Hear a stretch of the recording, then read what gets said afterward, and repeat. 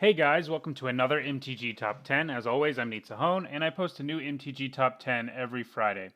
This week, for the third week in a row, we are looking at a topic related to Shadows over Innistrad, which just released, in the last couple of weeks.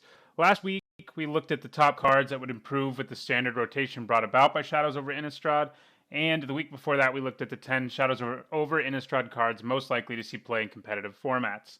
This week, we're doing one last Shadows over Innistrad topic, the best cards for from Shadows over Innistrad for EDH or Commander, whichever term you prefer. First of all, we're going to talk about what this list isn't exactly and what it doesn't have. This list isn't going to include legendary creatures at all. Obviously, any legendary creature is a card that will see play in Commander because that's what Commander needs. I did include the two here who I think are the most interesting, the Gitrog monster and Olivia Mobilized for War, and I will actually be making a Gitrog monster deck in the next few weeks to be the April 2016 edition of Commander on a budget here on my channel. But I just want to make it clear that there are no legendary creatures on this list. All of them will see play somewhere, I'm sure. So I didn't really think it made sense to talk about them. So let's begin our countdown with an honorable mention. As an honorable mention, I have Asylum Visitor. It's a good card and one that will see play in Standard 2, most likely, especially vampires are everything. It is even better, though, in Commander, I think, especially in multiplayer games, where you can potentially draw several extra cards a turn, since it checks each player's hand during each player's upkeep. By the later part of a game, you can play an Asylum Visitor, already have one in hand, and it can just win you the game by drawing you several cards while your opponent are in top deck mode, or, best case or worst case scenario, your opponents end up having to hold cards in their hand because they don't want you to keep drawing cards. It obviously will also be good in any EDH vampire deck, those that already exist and those that will exist in the future, perhaps with the new Olivia Valdarin. So that's your honorable mention. From there, we'll move on to number 10, which is Bygone Bishop. I think it's a great card that'll see play in any commander deck that focuses on mobbing the opponent with smaller creatures. It lets you put a clue token into play every time you play a creature spell, cast a creature spell, actually, to convert a mana cost 3 or less. So even if it gets countered, you get a clue token. Basically, it can be a second copy of Mentor of the Meek, which already sees a decent amount of commander play. These two cards are both sort of better than they seem like they would be because mono-white commanders generally struggle to draw cards, but Bygone Bishop can make sure that that's not a problem, just like Mentor of the Meek. It's obviously also going to be in basically any cleric and spirit commander decks out there that exist, and there are already a few of those. I also have it on here because I think it'll be completely ridiculous in a format known as Tiny Leaders, which is an alternate EDH commander format with smaller decks of 50 cards, and every card in the deck has to have a converted mana cost of 3 or less. Obviously, Bygone Bishop will be making lots of clues in a deck in that format. If you want to know more about Tiny Leaders, you can find a link to the official website for it in the description for this video. But I think Bygone Bishop will be good outside of Tiny Leaders as well. I just think I may as well mention that it'll be completely ridiculous there. So onward to number 9, where I have Seasons Past. This is one that stands to be incredibly powerful in Commander, and one I also actually want to brew with in Constructed, but it's probably too slow for that and too goofy. But in Commander, it's going to be very good, I think. In any deck that fills the graveyard quickly, Seasons Past will be amazing, capable of drawing you 5 to 6 cards for 6 mana. Even in green decks without lots of ways of putting things in the graveyard, Seasons Past stands to be a very powerful late-game spell that will net you several cards from your graveyard. I'm not quite willing to call this a green staple because I think it has to be a deck taking advantage of graveyards for this to really shine, but I wouldn't be too surprised to see this played more broadly, just because it has such a high power level and can be the kind of card that just seals a game for you because it lets you draw so many cards from your graveyard.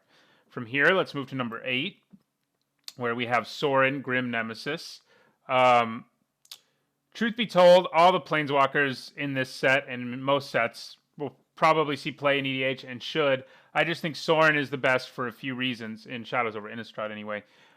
His +1 is really good no matter what format you're playing, since you can draw cards and hurt your opponent at the same time, but it's important to take note of the fact that it says each opponent loses life equal to the converted mana cost of the cards you draw.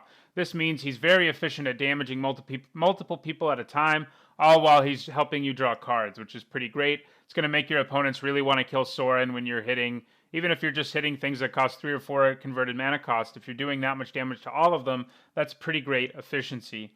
that means makes Sauron very good in Commander, I think. His -X isn't incredible in multiplayer Commander, but if you can protect him for long enough, it definitely can be. Or in any deck that abuses counters, although generally a green deck is necessary for that. His ultimate, though, is also at its best in Commander. He puts a number of Vampire Knight tokens with lifelink onto the battlefield equal to the highest life total among all players.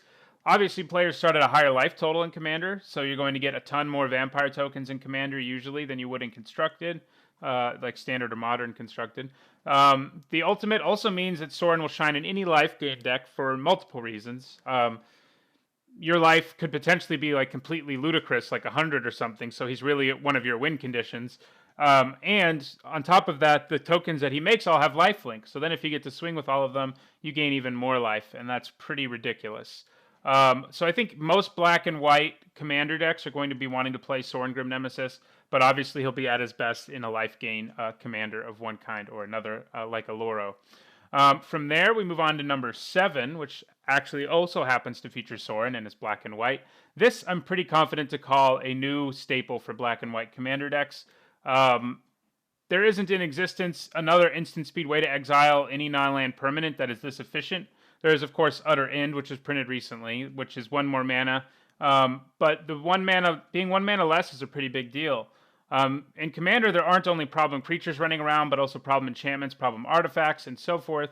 And Anguish Unmaking lets you get rid of whatever permanent on the battlefield is causing you the most trouble. And I think every black-white Commander deck should be playing one of these in the future. You can use it to replace one of your creature removal spells, or you could just replace your Utter End, which is already seeing a lot of play in Commander, just because, yes, you lose 3 life, but I think costing 1 mana less, even in Commander, is relevant because there's just so many mana sinks in Commander, and if you can be putting your mana somewhere else, you want to.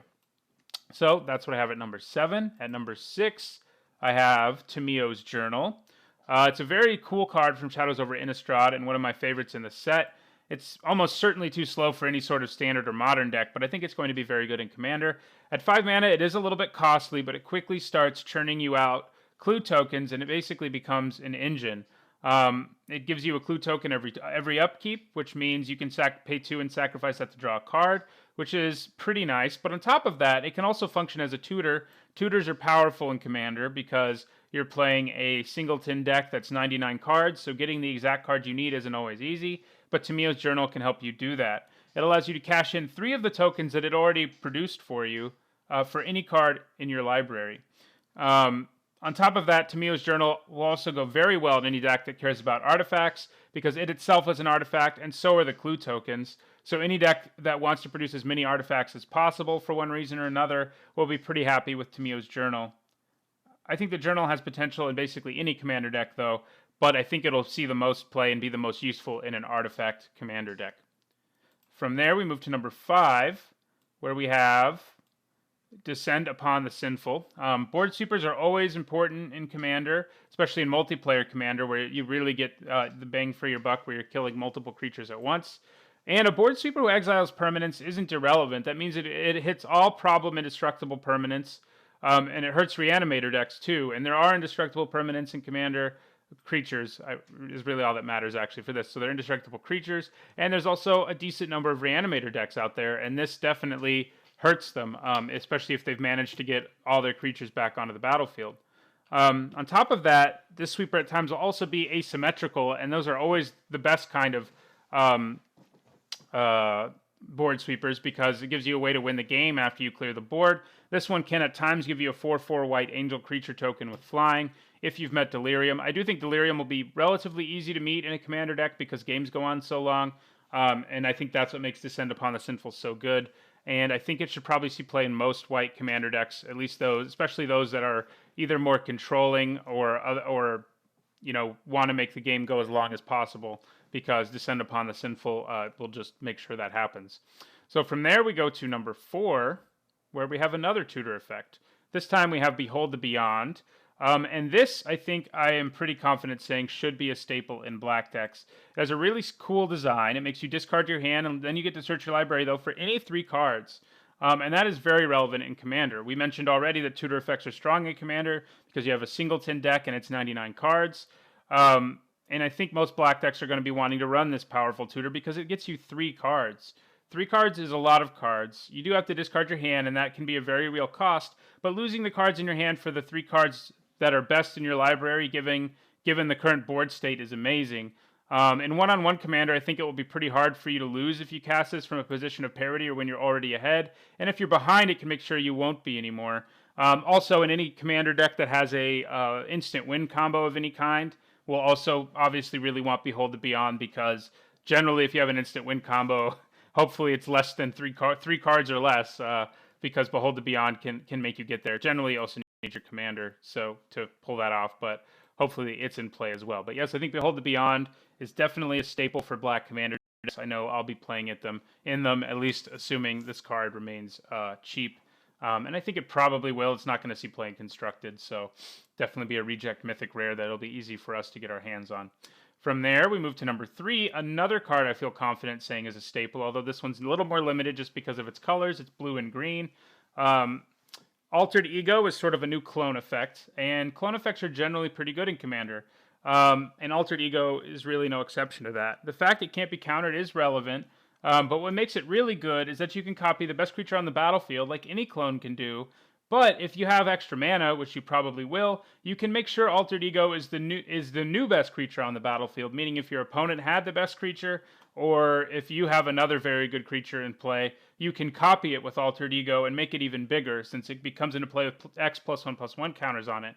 The fact that this card guarantees you the best creature on the battlefield every time you play it makes this a card that I think any blue-green Commander deck is going to want to play.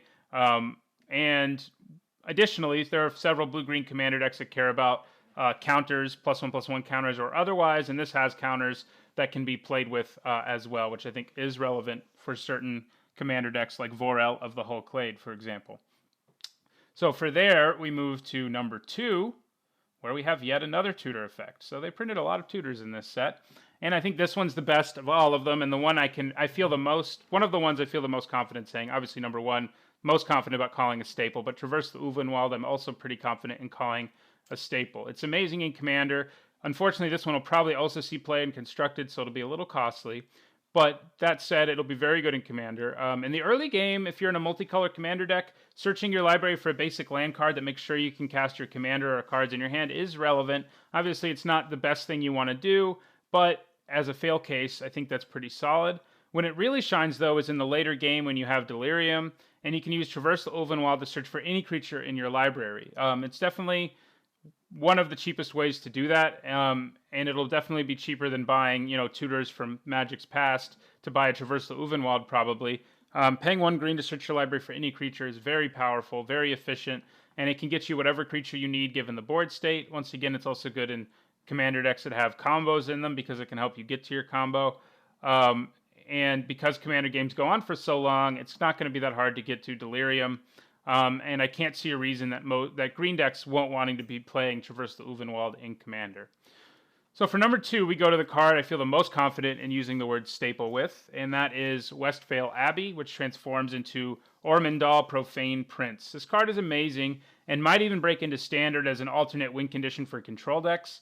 But it's also going to be great in Commander. I only wish that the Ormondal side weren't black, so this could see play in any Commander deck. But maybe it's good that they limited it because we don't really need everyone playing this card in their deck.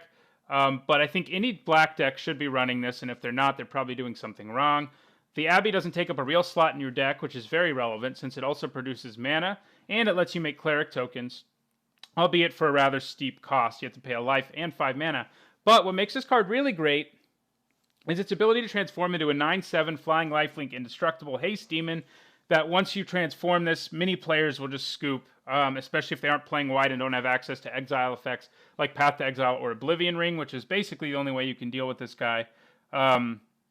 Descend upon the Sinful, which was mentioned in this can too, actually.